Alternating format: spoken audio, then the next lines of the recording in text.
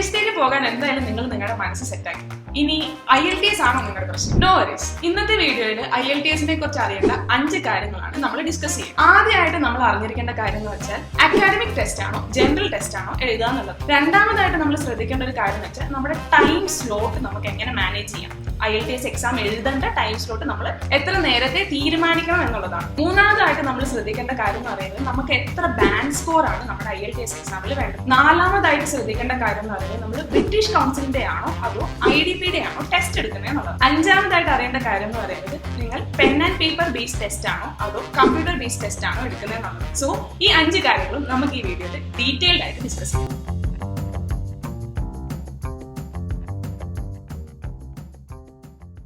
ഒന്നാമത്തെ കാര്യം, ഏത് ടൈപ്പ് ടെസ്റ്റ് ആണ് നിങ്ങൾ എടുക്കുക? IELTSനെ തന്നെ നമുക്ക് രണ്ടായിട്ട് ഡിവൈഡ് ചെയ്യാം. ഒന്ന് അക്കാഡമിക്, മറ്റൊന്ന് ജനറൽ. എഡ്യൂക്കേഷൻ പർപ്പസിനായിട്ട് പുറത്തു പോകുമ്പോൾ നിങ്ങൾ അക്കാഡമിക്കും, അതേസമയം ജോലിക്കായിട്ട് പുറത്തു പോകുമ്പോൾ നിങ്ങൾ ജനറലാണ് എഴുതേണ്ടി വരും. ഇത് നിങ്ങൾക്ക് എല്ലാവർക്കും അറിയായിരിക്കും. പക്ഷേ ഇത് കൂടാണ്ട് ജനറൽ IELTSും അക്കാഡമിക് IELTSും തമ്മിൽ എന്തൊക്കെയാ വ്യത്യാസമുള്ളത് നമുക്ക് നോക്കാം. എഡ്യൂക്കേഷൻ പർപ്പസിനാണ് നമ്മൾ ബേസിക്കലി അക്കാഡമിക് IELTS എഴുതുന്നത്. അതുകൊണ്ട് തന്നെ അക്കാഡമിക് IELTS എക്സാം ജനറലിനെക്കാട്ടിലും കുറച്ചുകൂടെ ടഫായി. മാത്രമല്ല അക്കാഡമിക് IELTSന് വേണ്ടി വരുന്ന ബാൻഡ് സ്കോറും ഡിഫറെന്റ് ആണ്. എഡ്യൂക്കേഷൻ പർപ്പസിന് പോകുന്നതുകൊണ്ട് തന്നെ നമുക്കൊരു 6 അല്ലെങ്കിൽ 7 ബാൻഡ് സ്കോർ വേണ്ടി വരും. പക്ഷേ ജനറലിന്റെ കേസ് ഡിഫറെന്റ് ആണ്. നമ്മളൊരു സ്പൗസ് വിസയ്ക്ക് അല്ലെങ്കിൽ മൈഗ്രേറ്റ് ചെയ്യാൻ വേണ്ടിയിട്ട് അല്ലെങ്കിൽ ഒരു ജോലിക്ക് വേണ്ടിയിട്ടാണ് ജനറൽ IELTS എഴുതും. ജനറൽ IELTSന് ഒരു 5 to 6 സ്കോർ ഉണ്ടെങ്കിൽ നമുക്കത് ക്ലിയർ ചെയ്യാം. ഇത് കൂടാണ്ട് ശ്രദ്ധിക്കേണ്ട ഒരു കാര്യം എന്താണെന്ന് വെച്ചാൽ നമ്മളിപ്പോൾ ഒരു സ്പൗസ് വിസയ്ക്ക് അല്ലെങ്കിൽ മൈഗ്രേറ്റ് ചെയ്ത് അല്ലെങ്കിൽ ജോലിക്കായിട്ട് പുറത്തു പോകാൻ നോക്കുന്ന ടൈം എന്ന് പറയുന്നത് ഒരു സ്റ്റുഡന്റ് വിസ എടുത്ത് പോകുന്നതിനെക്കാട്ടിലും വളരെയധികം കൂടുതലായിരിക്കും. ചിലപ്പോൾ അത് 1 വർഷമാവാം അല്ലെങ്കിൽ 1.5 വർഷമാവാം. അതേസമയം നമ്മളൊരു സ്റ്റുഡന്റ് വിസ എടുത്ത് പോകാൻ നോക്കുകയാണെങ്കിൽ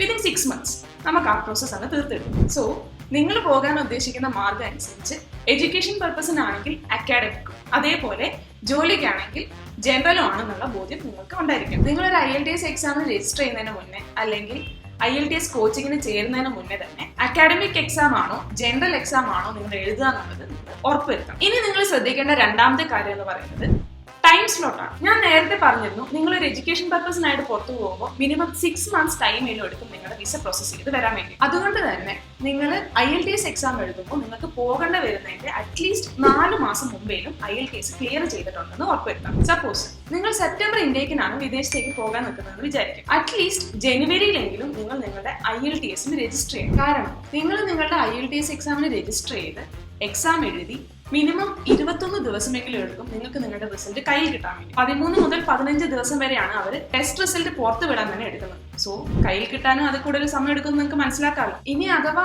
6 മാസം നിങ്ങൾക്ക് ടൈം ഇല്ലെങ്കിൽ തന്നെ മിനിമം 4 മാസം നിങ്ങൾ ഒരു സേഫ് സോൺ എന്നുള്ള രീതിയിൽ കരുതി വെക്കണം. ഇത് എഡ്യൂക്കേഷൻ പർപ്പസിന് പോകുന്നവരുടെ കാര്യമാണ് പറഞ്ഞത്.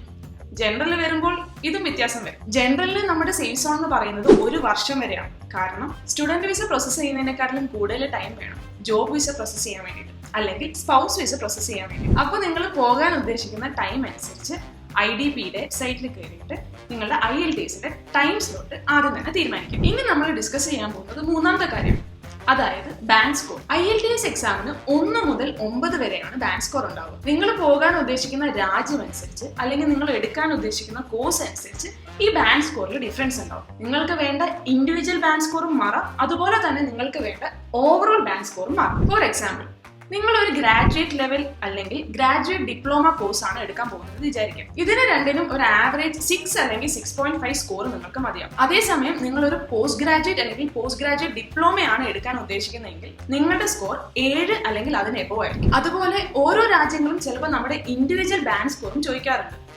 ഉദാഹരണത്തിന് ന്യൂസിലൻഡ് പോലുള്ള ഒരു രാജ്യത്ത് ടീച്ചിങ് കോഴ്സിന് ഓരോ ബാൻഡിനും അവർ 7 and above വേണമെന്ന് പറയുന്നുണ്ട്. അതുകൊണ്ട് തന്നെ നമുക്ക് ഓരോ ബാൻഡിലും വേണ്ട ഇൻഡിവിജ്വൽ സ്കോറും ഓവറോൾ സ്കോറും നമ്മൾ മനസ്സിലാക്കി വെക്കണം. ഇതേ ഇൻഡിവിജ്വൽ സ്കോറും ഓവറോൾ സ്കോറും ജനറൽ വിസയുടെ കാര്യത്തിലും വ്യത്യാസം ഉണ്ടാവും. സ്പൗസ് വിസയുടെ എല്ലാം കാര്യം വരുമ്പോൾ ഓരോ ബാൻഡിലും നമുക്ക് 5.5 എല്ലാം കിട്ടിയാലും വലിയ കുഴപ്പമുണ്ടാവില്ല. പക്ഷെ നമ്മളൊരു ജോലിക്ക് പോകുമ്പോൾ അത് ചിലപ്പോൾ പ്രശ്നമായി. ചില ജോലികൾക്ക് അവർ സ്പീക്കിങ്ങിന് ബാൻഡ് സ്കോർ കൂടുതൽ വേണമെന്ന് പറയാറുണ്ട്. ഇത് നിങ്ങൾ എടുക്കുന്ന കൺട്രി അനുസരിച്ചും എടുക്കുന്ന കോഴ്സ് അനുസരിച്ചും മാറാൻ സാധ്യതയുള്ളതുകൊണ്ട് IELTSന് രജിസ്റ്റർ ചെയ്യുന്നതിന് മുന്നേ തന്നെ നിങ്ങൾക്ക് വേണ്ട സ്കോർ മനസ്സിലാക്കും. അപ്പൊ പ്രധാനമായിട്ട് വേണ്ട 3 കാര്യങ്ങൾ നമ്മൾ ഓൾറെഡി നോക്കി.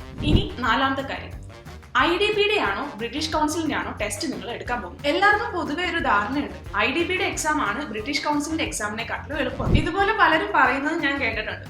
IDBയുടെ സ്പീക്കിങ്ങിനാണ് ബ്രിട്ടീഷ് കൗൺസിലിനെക്കാട്ടും നമുക്ക് മാർക്ക് കിട്ടാൻ കൂടുതൽ ചാൻസ് ഉള്ളത്. പക്ഷെ എന്റെ പേഴ്സണൽ എക്സ്പീരിയൻസ് എന്ന് പറയട്ടെ, ഇത് തമ്മിൽ യാതൊരുവിധ വ്യത്യാസവും. IDB ആയാലും ബ്രിട്ടീഷ് കൗൺസിൽ ആയാലും കാംബ്രിഡ്ജ് ഇംഗ്ലീഷ് അസസ്മെന്റിന്റെ ക്വസ്റ്റ്യൻ പാറ്റേണും ഇവാലുവേഷൻ പാറ്റേണും ആണ് ഫോളോ ചെയ്യുന്നത്. പക്ഷേ ഇപ്പോൾ ഇന്ത്യയിൽ നമുക്ക് IDB മാത്രമേ IELTS ടെസ്റ്റ് നടത്തുന്നുള്ളൂ. സോ നമ്മൾ ഇന്ത്യയിൽ സെന്റർ ചൂസ് ചെയ്യുമ്പോൾ എന്തായാലും IDBയുടെ ടെസ്റ്റ് തന്നെ നമ്മൾ എടുക്കേണ്ടി വരും. ഇനി നിങ്ങൾ ശ്രദ്ധിക്കേണ്ട അഞ്ചാമത്തെ കാര്യം എന്താണെന്ന്, നിങ്ങൾക്ക് കമ്പ്യൂട്ടർ ബേസ്ഡ് ടെസ്റ്റ് ആണോ അതോ pen and paper based test ആണോ വേണം. പണ്ടെല്ലാം ആയിരുന്നെങ്കിൽ കാലിക്കറ്റ്, കൊച്ചി, ട്രിവാൻഡ്രം ഇങ്ങനെയുള്ള കുറച്ച് മെയിൻ സിറ്റീസിൽ മാത്രമേ നമുക്ക് IELTS ടെസ്റ്റ് അവൈലബിൾ ആയിട്ടുണ്ടായിരുന്നു. പക്ഷേ ഇപ്പോൾ അങ്ങനെയല്ല. കമ്പ്യൂട്ടർ ബേസ്ഡ് ടെസ്റ്റും കൂടെ ആഡ് ചെയ്തതിൽ പിന്നെ നമുക്ക് കേരളത്തിൽ തന്നെ ഒരുപാട് സെന്റേഴ്സ് വന്നിട്ടുണ്ട്. കേരളത്തിൽ എവിടെയൊക്കെ പ്രധാന സെന്റേഴ്സ് എന്നുള്ളത് സ്ക്രീനിൽ കൊടുക്കും. അപ്പോൾ എന്താണ് ഈ pen and paper based test, അതുപോലെ തന്നെ computer based test? Pen and paper based ടെസ്റ്റിൽ നിങ്ങൾക്ക് ഒരു ക്വസ്റ്റ്യൻ ബുക്ക്ലെറ്റും ഒരു ആൻസർ ബുക്ക്ലെറ്റും ഉണ്ടാവും. ക്വസ്റ്റ്യൻ ബുക്ക്ലെറ്റിൽ കൊടുത്തിരിക്കുന്ന ക്വസ്റ്റ്യൻസിനനുസരിച്ച് അതിന്റെ ഉത്തരം നിങ്ങൾ ആൻസർ ബുക്ക്ലെറ്റിൽ എഴുതി സബ്മിറ്റ് ചെയ്യുകയാണ് വേണ്ടത്. അതേസമയം കമ്പ്യൂട്ടർ ബേസ്ഡ് ടെസ്റ്റിലാണെങ്കിൽ നിങ്ങൾക്ക് സ്ക്രീനിൽ തന്നെ ക്വസ്റ്റ്യൻസും അതുപോലെ തന്നെ ആൻസർ എഴുതാനുള്ള സ്പേസും ഉണ്ടാവും. സോ നിങ്ങൾ നിങ്ങളുടെ ഉത്തരങ്ങൾ ടൈപ്പ് ചെയ്ത് സബ്മിറ്റ് ചെയ്യും. അപ്പോൾ നിങ്ങൾ ശ്രദ്ധിക്കേണ്ട കാര്യം എന്താണെന്ന് വെച്ചാൽ, pen and paper based test ആണോ കമ്പ്യൂട്ടർ ബേസ്ഡ് ടെസ്റ്റ് ആണോ നിങ്ങൾക്ക് കറക്റ്റ് ടൈമിൽ കംപ്ലീറ്റ് ചെയ്യാൻ പറ്റുന്നതെന്ന് നോക്കാം. നിങ്ങൾക്ക് ഏതാണോ കോൺഫിഡന്റ് ആയിട്ട് ഫിനിഷ് ചെയ്യാൻ പറ്റുന്നത് ആ ടെസ്റ്റ് സെലക്ട് ചെയ്യും. ഓക്കെ, അപ്പൊ നമ്മൾ വീഡിയോയിൽ ഡിസ്കസ് ചെയ്തതുപോലെ IELTS എക്സാമിന് രജിസ്റ്റർ ചെയ്യുന്നതിന് മുന്നേ അല്ലെങ്കിൽ ഒരു കോച്ചിങ് സെന്ററിൽ ജോയിൻ ചെയ്യുന്നതിന് മുന്നേ ഈ 5 കാര്യങ്ങൾ ശ്രദ്ധിക്കാം. നിങ്ങൾ അക്കാഡമിക് ആണോ ജനറൽ ആണോ എഴുതുന്നത്, നിങ്ങൾക്ക് ഏത് ടൈം സ്ലോട്ട് ആണ് വേണ്ടത്, എത്ര ബാൻഡ് സ്കോർ വേണം, IDBയുടെ ആണോ ബ്രിട്ടീഷ് കൗൺസിലിന്റെ ആണോ ടെസ്റ്റ് നിങ്ങൾ എടുക്കുന്നത്, കമ്പ്യൂട്ടർ ബേസ്ഡ് ടെസ്റ്റ് ആണോ pen and paper based test ആണോ നിങ്ങൾക്ക് വേണം. ഇത്രയും കാര്യങ്ങൾ ശ്രദ്ധിച്ചാൽ തന്നെ നിങ്ങൾക്ക് കോൺഫിഡന്റ് ആയിട്ട് നിങ്ങളുടെ IELTS ജേർണി സ്റ്റാർട്ട് ചെയ്യും. ഇനിയിപ്പോൾ നിങ്ങൾ IELTSന് രജിസ്റ്റർ ചെയ്ത ഒരാളാണ്, IELTS എക്സാം എഴുതുന്ന ടൈമിൽ നിങ്ങൾ ശ്രദ്ധിക്കേണ്ട 5 കാര്യങ്ങളെ കുറിച്ച് നമ്മളൊരു വീഡിയോ ചെയ്തിട്ടുണ്ട്. IELTS എക്സാമിന് ടൈം എങ്ങനെ മാനേജ് ചെയ്യാം, ക്വസ്റ്റ്യൻസ് എങ്ങനെ ഹാൻഡിൽ ചെയ്യണം, ആൻസേഴ്സ് എഴുതുമ്പോൾ നിങ്ങൾ എന്തൊക്കെ ശ്രദ്ധിക്കണം, നിങ്ങൾ IELTS എക്സാം അറ്റംപ്റ്റ് ചെയ്യുമ്പോൾ എന്തെങ്കിലും ശ്രദ്ധിക്കണം, എങ്ങനെ കോൺഫിഡന്റ് ആയി IELTS എക്സാം എഴുതാം. സോ ഇത്രയും കാര്യങ്ങളാണ് നമ്മൾ ഈ വീഡിയോയിൽ ഡിസ്കസ് ചെയ്യുന്നത്. ആ വീഡിയോയുടെ ലിങ്ക് ഞാൻ ഡിസ്ക്രിപ്ഷനിൽ കൊടുക്കാം. IELTSന് പ്രിപ്പയർ ചെയ്യുന്ന എല്ലാവരും അത് കണ്ടിരിക്കുക. എന്തായാലും നിങ്ങൾക്ക് അത് ഉപകാരപ്പെടും. ഈ വീഡിയോ നിങ്ങൾക്ക് യൂസ്ഫുൾ ആവുമെന്ന് വിചാരിക്കുകയാണ്. ഫ്രണ്ട്സിന് ആർക്കെങ്കിലും ഉപകാരപ്പെടുമെന്ന് തോന്നുവാണെങ്കിൽ അവർക്ക് ഈ വീഡിയോ ഷെയർ ചെയ്യുക. So stay tuned four